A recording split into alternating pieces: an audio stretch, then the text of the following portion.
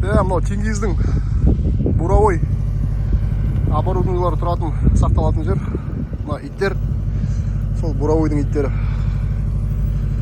Оларға осындай условиялары бар. Жейтін тамақтары педигри азайып қалды. Бұл жерде негізі мешок болып толып тұратын бұрын.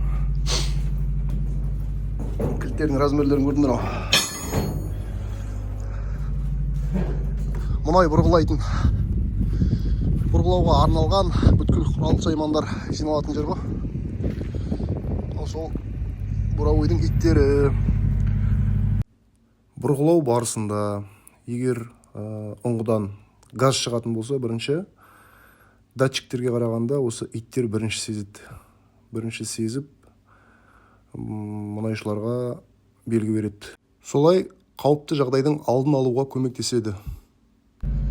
Ал, бұл жерде мұнай бұрғылаумен айналысатын жігіттердің бір оқиғасы бар екен, иттермен болған.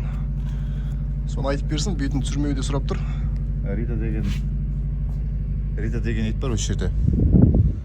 Сол Ританың ғана бір рет ауырып қалып, Атырауға самолетпен барып келгені бар. Ол қай компанияның несімен? Тшоның ба? Тшоның компаниясымен. Полностью неге манағы ветеринарға барып емделіп қайтып келді. Осылардың анасы сол бәрі, осы жерде жүрген иттердің бәрі жерде. Легенда Рита деген. Қазір мына жерде жүрген бар, ана жаққа кетті ол. Крановый бәрін қарап отырады.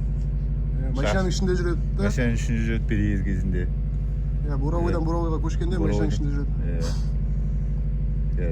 Қазір көрсетейін. Bizim бұрғылаушылардың шағын отыратын жері. Тим лидер Рита. Иттің атын жазып қойған. Условия осындай.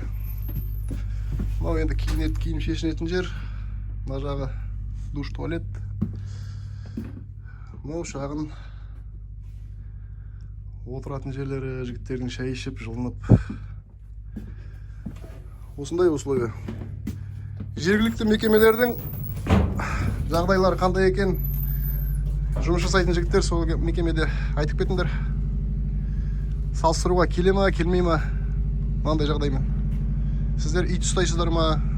Комментарийға жаза кетіңіздер.